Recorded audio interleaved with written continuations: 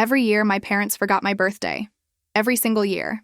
But my sister Amanda, she got yacht parties, Vegas trips, and $1,000 celebrations for the smallest things.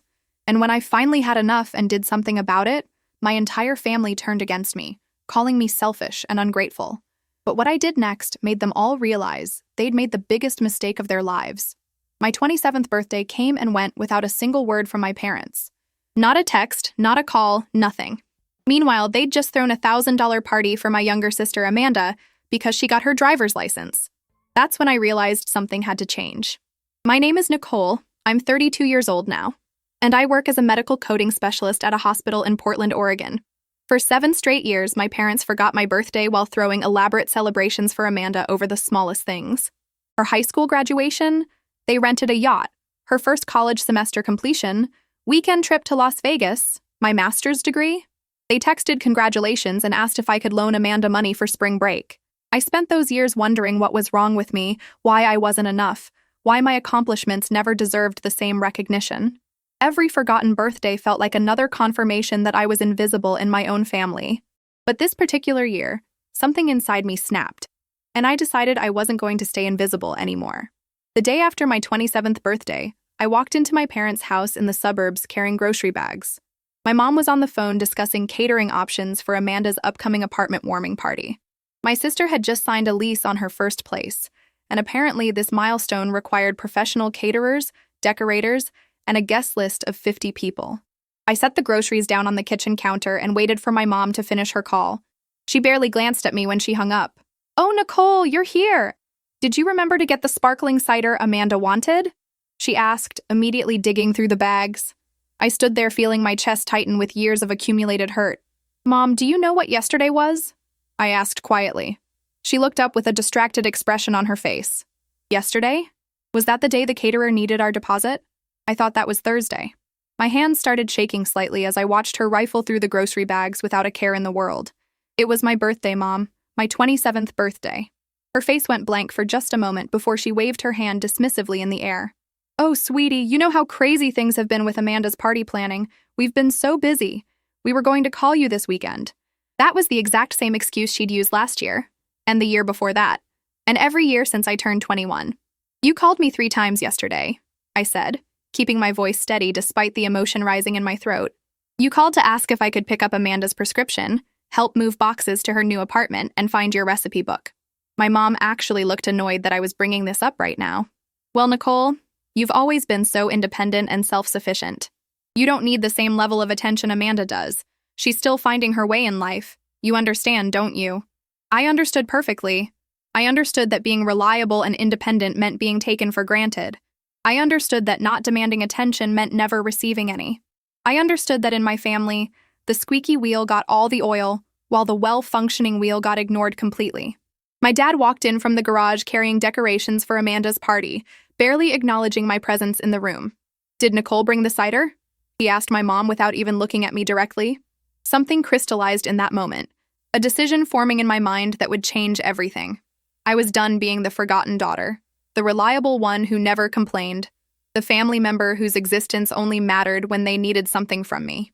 "Actually, I need to talk to both of you about something important," I said, my voice firmer than it had been in years. My mom glanced at her watch impatiently. "Can it wait? We're meeting the decorator in 45 minutes to go over the color scheme for Amanda's party." I looked at my father, who was still focused on unpacking streamers and balloons. I looked at my mother, who was already mentally somewhere else planning another celebration for my sister. But what I was about to tell them would shake their entire world. "No, it can't wait," I said quietly. "But you're going to wish it had." My mother's eyebrows rose at my tone, finally giving me her full attention for the first time in months. My father actually looked up from the decorations with a confused expression on his face. They weren't used to me pushing back, weren't used to me demanding anything, weren't used to me being anything other than accommodating and understanding. I pulled out my phone and opened my banking app, turning the screen toward them both. "See this? $43,000 in savings. I've been putting away money for 8 years, living in a tiny apartment, skipping vacations, working overtime every chance I got." My mother squinted at the screen, her face showing confusion mixed with something that looked almost like suspicion. "That's very responsible of you, dear, but I don't understand what this has to do with anything right now," she said slowly. My father had set down the decorations completely now, sensing that something unusual was happening. "Are you in some kind of trouble, Nicole?" he asked, with what might have been the first hint of genuine concern I'd heard from him in years. "No trouble at all, Dad. In fact, I'm doing better than I've ever done in my life." I took a deep breath, feeling my heart pounding in my chest. "I just wanted you both to see that money before I spend it, because next week I'm buying a cabin in the mountains near Bend, and I'm moving there. Permanently." The silence that followed was so complete I could hear the refrigerator humming in the background. My mother's mouth had fallen open slightly, and my father looked like I'd just spoken in a foreign language he didn't understand. "What are you talking about?" my mom finally managed to say. "You can't just move to Bend. Your job is here, your life is here, your family is here." But that was exactly the point, wasn't it? "My job approved remote work 3 months ago when I asked about it," I said calmly. "My life has been on hold waiting for this family to notice I exist. And my family?" I paused, letting that word hang in the air between us. "My family has made it very clear where I rank in their priorities, which is somewhere below party planning and errands." My father shook his head like he was trying to clear it. "Nicole, this is ridiculous. You're overreacting to one missed birthday." I actually laughed at that, a sharp sound that surprised even me. "One missed birthday? Dad, you've forgotten my birthday for 7 consecutive years. 7 years where Amanda got elaborate parties for passing her driving test, getting a B+ on a math exam, and choosing a college major." "We didn't forget. We were just busy," my mom protested, but her voice had lost some of its confidence. "We always meant to celebrate with you later." I pulled out my phone again and started scrolling through my photo gallery. "Let me show you something. These are pictures from Amanda's 19th birthday party 2 years ago.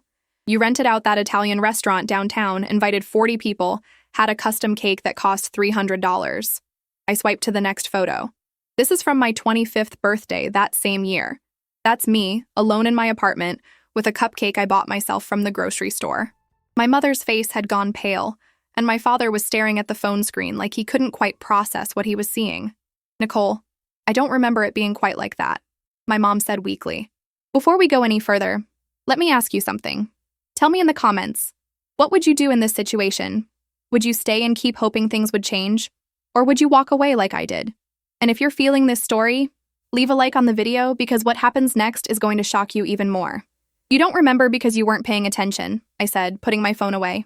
"Just like you didn't notice when I paid for Amanda's car insurance for 6 months when she couldn't afford it.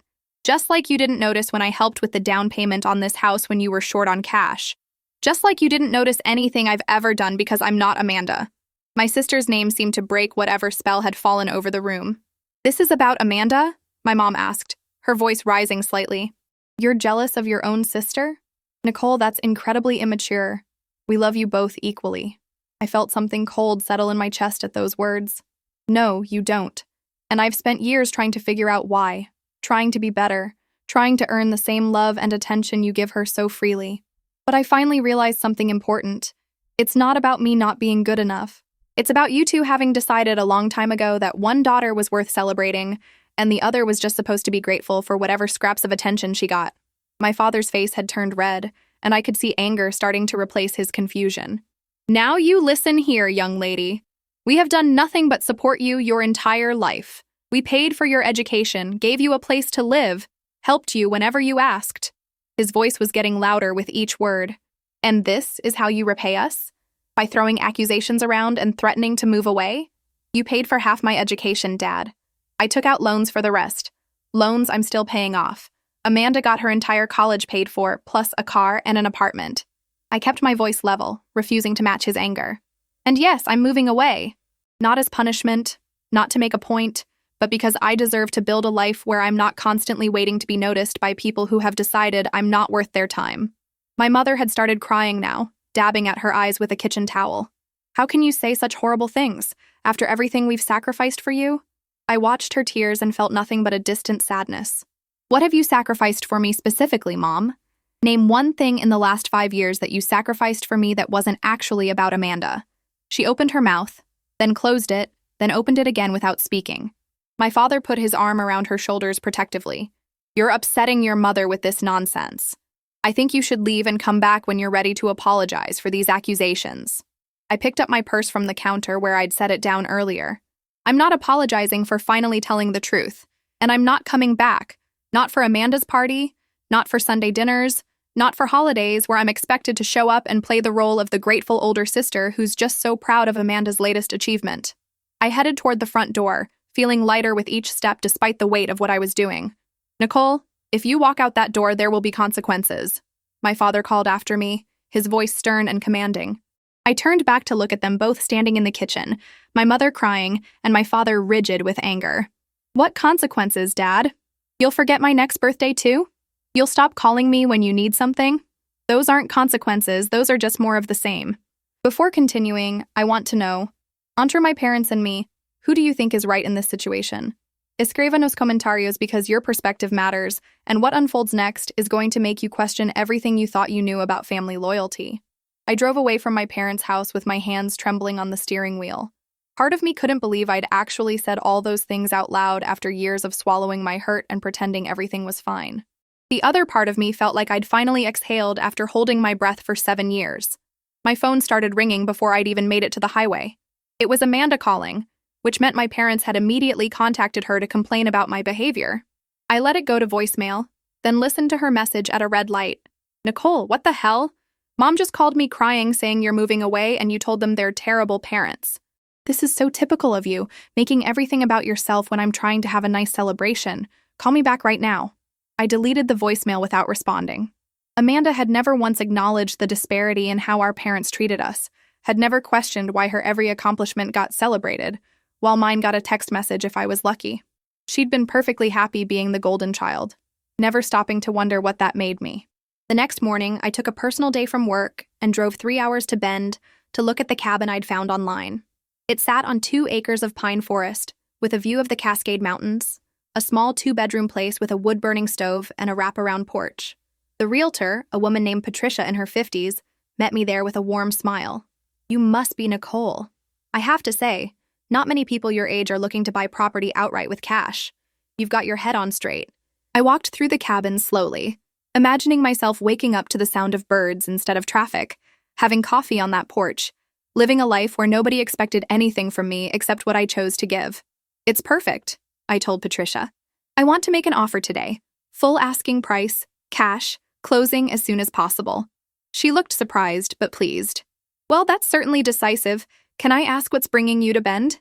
"I'm looking for a fresh start," I said simply. "Somewhere nobody knows me and I can just be myself without any expectations or history weighing me down." Patricia nodded with understanding in her eyes.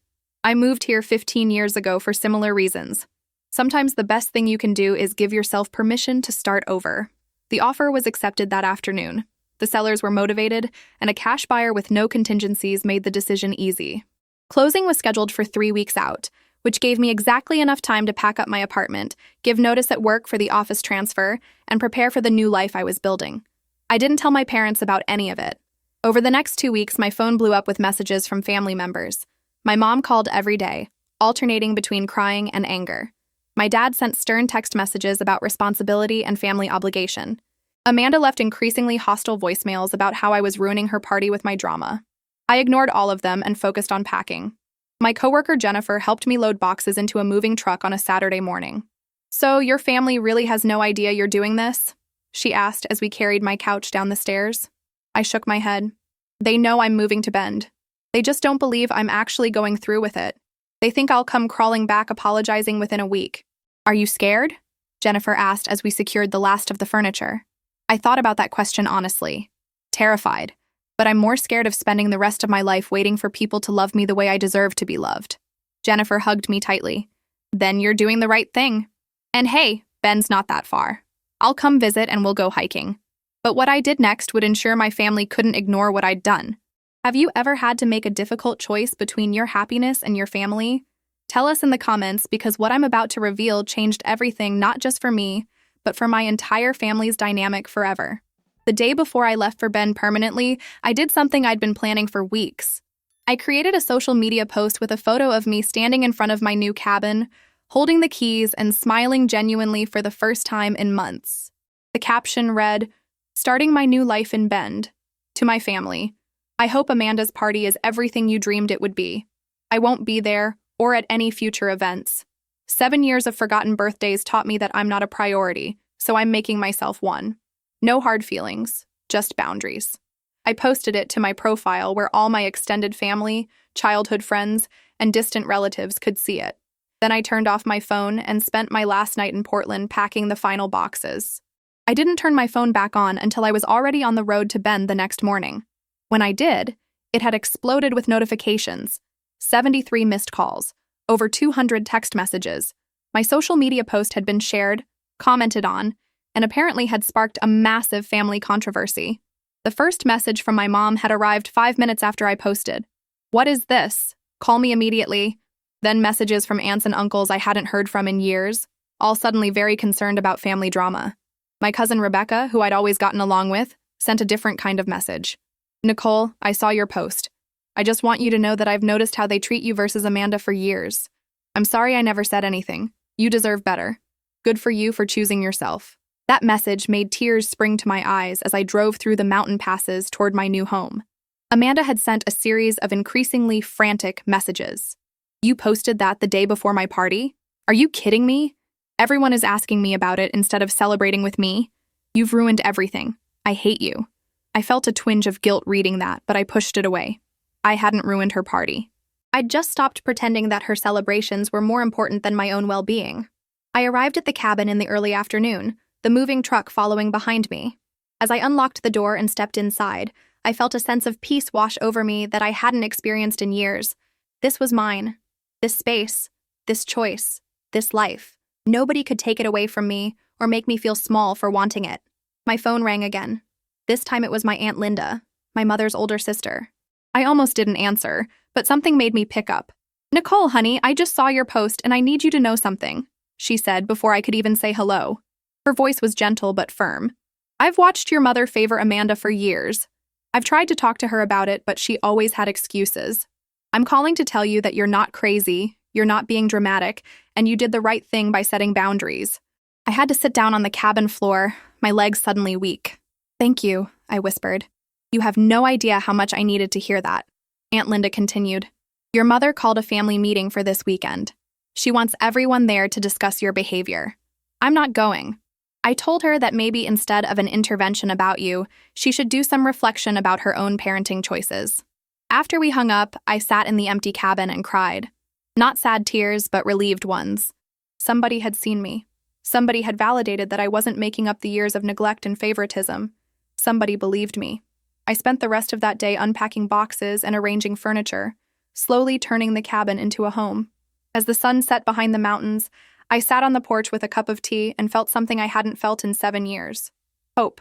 My phone buzzed with a text from a number I didn't recognize. "Hi, Nicole. This is Marcus.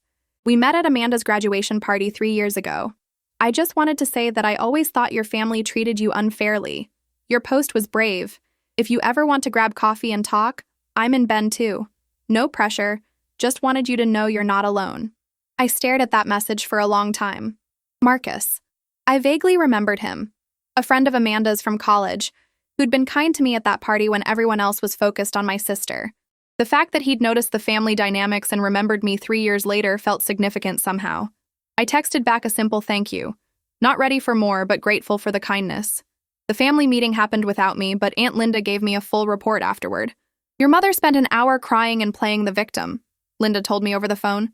"She said you'd always been jealous of Amanda, that you were mentally unstable, that you'd betrayed the family by airing private business on social media. Your father backed her up completely. Amanda played her part too, talking about how she'd always looked up to me and couldn't understand why I hated her now." Linda's voice took on a sharp edge. "But here's the interesting part. Your cousin David spoke up. He said he'd noticed the same patterns you described, that he'd always felt uncomfortable watching how differently you two were treated. Then your Uncle Frank admitted he'd thought the same thing but never said anything." I felt my chest tighten with a mix of vindication and sadness. "What did my mom say to that?" I asked. Linda sighed heavily. She didn't take it well. She accused David and Frank of ganging up on her. She said everyone was being manipulated by your lies. Then she announced that anyone who supported your decision to move away was not welcome in her home anymore. "That's when I left," Linda continued. "I told her that pushing away everyone who tells her the truth is exactly why you felt you had to leave in the first place. She hasn't spoken to me since. I felt terrible that my aunt was losing her relationship with her sister because of me. Linda, I'm so sorry. I never wanted to cause problems between you and Mom." Nicole, honey, you didn't cause anything. You just stopped hiding the problem that was already there. Her words settled something in my chest that had been unsettled since I left. Your mother has always had a favorite child. That's on her, not on you. And anyone with eyes could see it if they bothered to look. After that conversation, I decided to take a break from my phone and my family drama. I spent the next few days exploring Bend, finding the local coffee shops and hiking trails, meeting neighbors who had no idea about my family history and just saw me as Nicole, the new person in town. 2 weeks into my new life, I ran into Marcus at a farmer's market downtown. He was looking at fresh vegetables when I nearly bumped into him with my basket. Nicole, he said with genuine surprise and pleasure. How are you settling in? We ended up having coffee at a nearby cafe, and I found myself telling him more than I'd planned to about my family situation. Marcus listened without judgment, nodding occasionally. When I finished, he said something that surprised me. I always thought Amanda was kind of spoiled at that graduation party. She was rude to the waitstaff and expected everyone to revolve around her. But you helped clear tables and thanked everyone. I remember thinking you were the impressive one in that family. I felt tears prick my eyes at his words. Why didn't you say anything then? I asked. He shrugged. Wasn't my place, but I did notice you. And I'm glad you noticed yourself enough to get out of that situation. We started meeting for coffee regularly after that. Marcus worked as a wilderness guide and photographer, and he offered to show me the best hidden spots around Bend. Slowly, carefully, I started building a life that had nothing to do with my family's expectations. But back in Portland, things were escalating.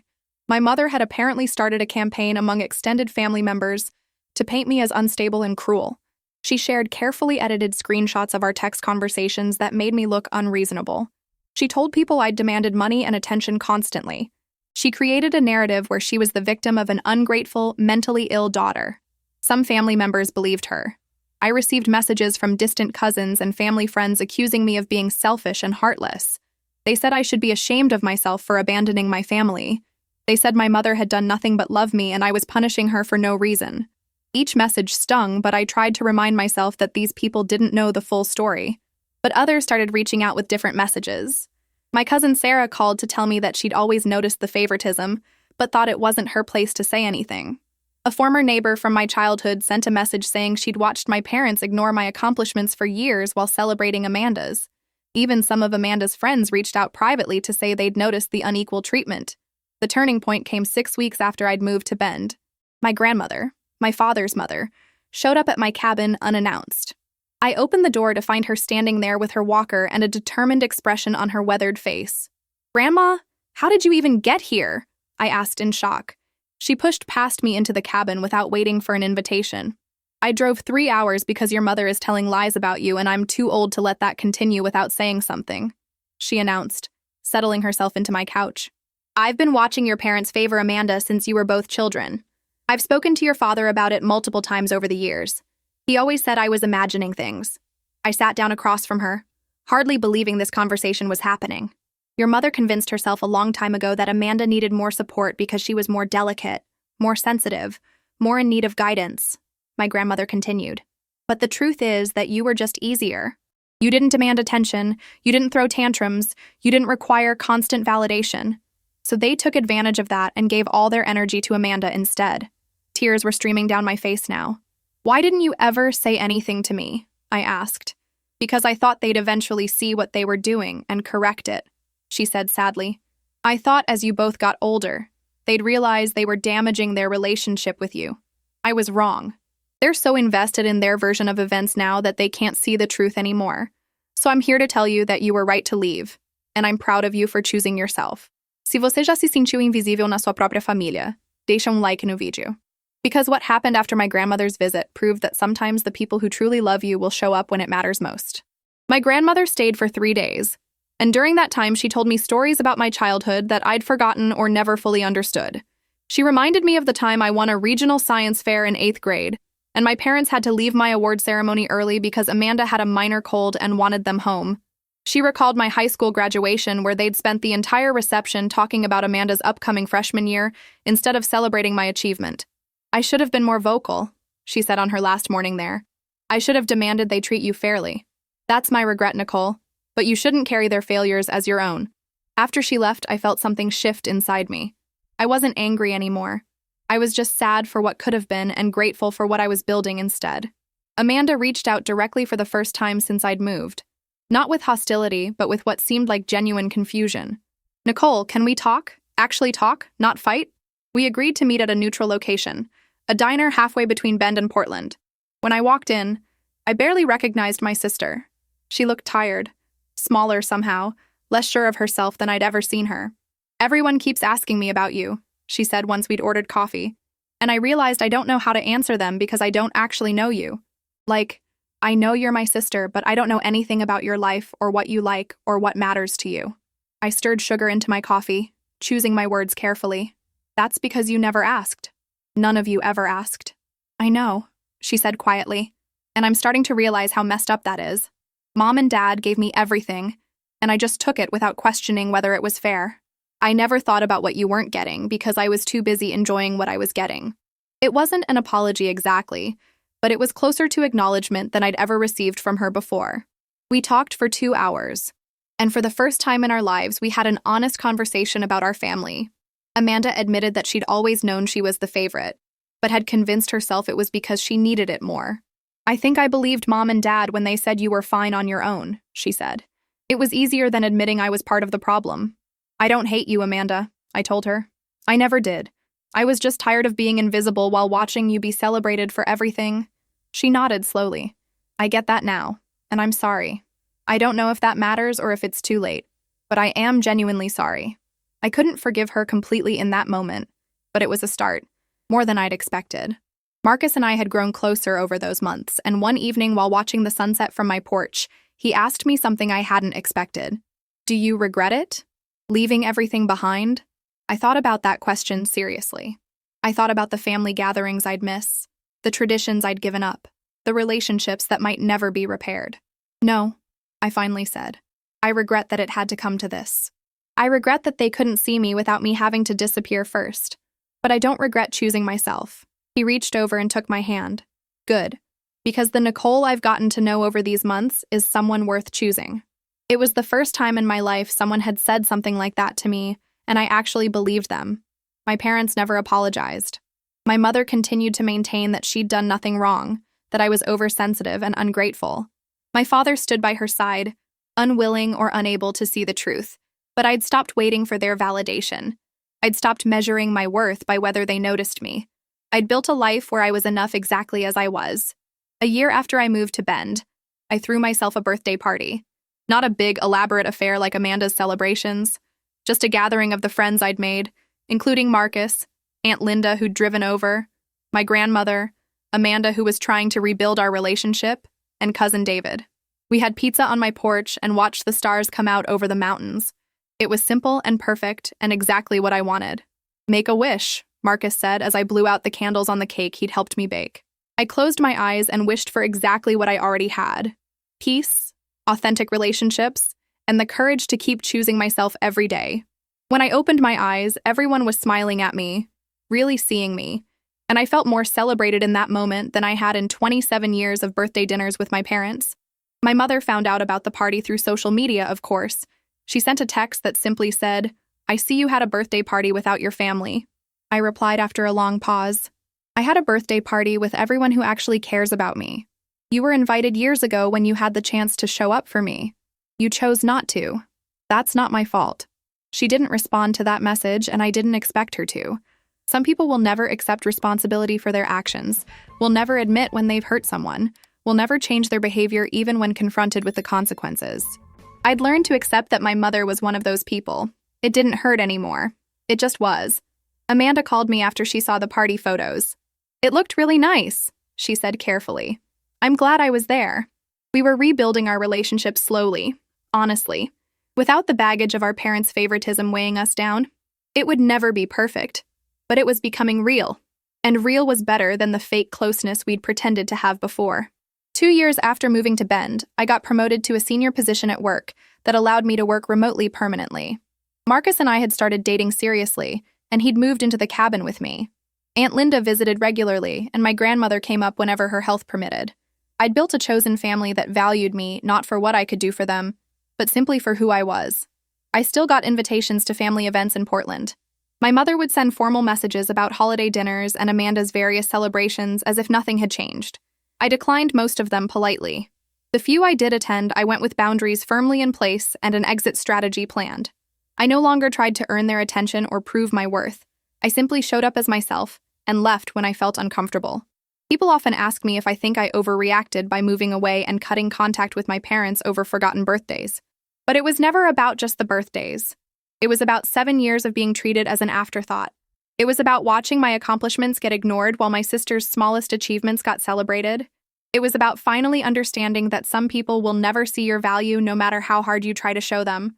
Choosing yourself isn't selfish. Setting boundaries isn't cruel. Walking away from people who consistently make you feel invisible isn't dramatic. It's survival. It's self-preservation. It's finally understanding that you deserve the same love and attention you've been giving to others who couldn't be bothered to give it back. My only regret is that I didn't do it sooner, that I spent 7 years hoping they would change instead of changing my own situation.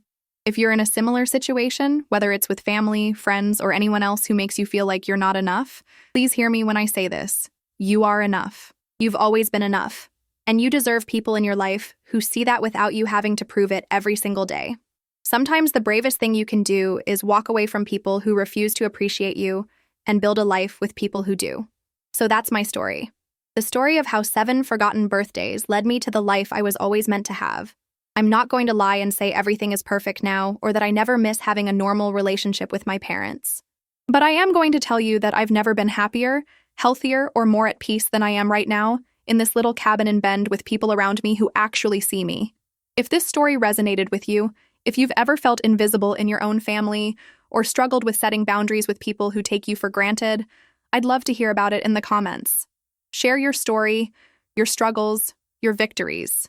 Let's build a community of people who understand what it means to choose themselves even when it's hard. And if you made it all the way to the end of this video, thank you for listening to my story. Please consider sharing this video with someone who might need to hear it, someone who's struggling with similar family dynamics and needs to know they're not alone. Hit that subscribe button if you want to hear more real stories about real people making difficult choices. Your support means everything to me. Remember, you're allowed to outgrow relationships that no longer serve you. You're allowed to set boundaries with people who refuse to respect you. You're allowed to choose yourself, even when everyone tells you you're being selfish. Because at the end of the day, you're the one who has to live with your choices. Make sure they're choices you can be proud of. Thank you for watching, and I'll see you in the next video.